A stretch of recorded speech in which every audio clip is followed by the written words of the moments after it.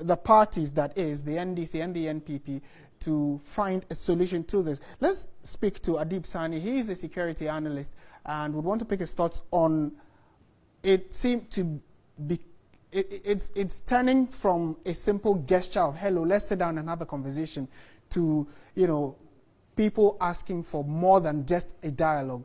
From the security perspective, do you think that we're going to find a way out of these murky waters anytime soon? Well, because of the partisan nature of vigilantism in the country, we allowed it to fester for a long time. It's become more like a political subculture.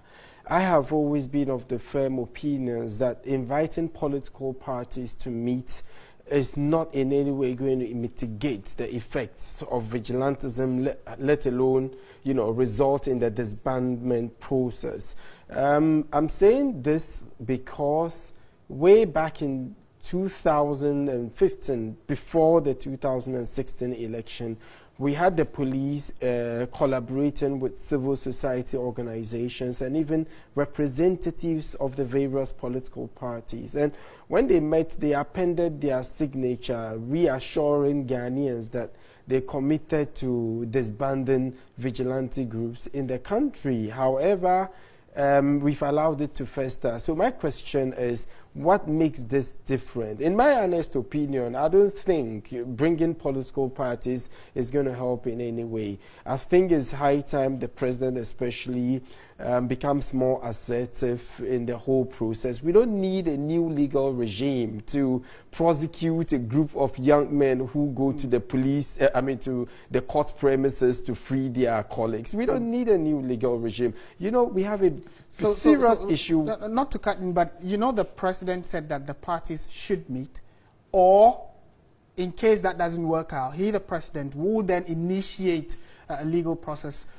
That is what you're saying we do not need. The issue is it goes beyond legal process. My brother, in Ghana, we have almost every law to take care of almost every aspect of our lives. However, the biggest issue has always been enforcement. So if you introduce new legal regime, how much is it going to change what is going on? I think it's important that we look at it beyond the politics. We look at the issue holistically. We take into consideration the deep-seated socio-economic and geopolitical factors in our society that breed some of these lawlessness. And one of it, I must indicate, is the culture of impunity.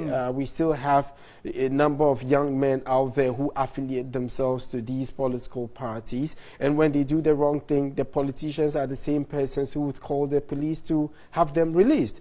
Secondly, I think it's important that the politicians especially show the right level of goodwill and political commitment towards this whole process, because we know full well that most of these guys have the blessings of the politicians. They give them the funding. Indeed, Honorable Kede Japan has stated that unequivocally. So I think it's important we have them showing the right level of commitment. And going forward to I think we all have a role to play, and it's not far-fetched that the NDC has called for other stakeholders to come in. Do you think it is the right call?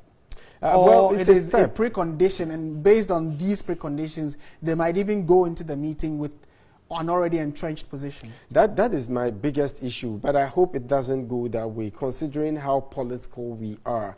And the fact that we're so political, it skews our sense of judgment in some cases. And sometimes you hear someone talking politics on TV or radio, and you just imagine if indeed the person has Ghana at heart. I think this shouldn't come with preconditions, because the effects of vigilantism affects all of Ghana, and not just within, not just with the MPP or the NDC. I think it's important they show the right level of commitment. But like I indicated, because we've allowed it to fester, it's become more like a political subculture. So there's the need for us to approach this issue from a multidimensional perspective, multifaceted, multidisciplinary, and I'm sure that going forward we'll be able to manage the situation and not completely nip in the bud the issue of vigilantism. Right. We would have to leave it here for now. Certainly it is still an unfolding story, and when other angles develop, we will bring it to you. This is still News at 10 TV3. Thank you very much, Adib Saani. He is a security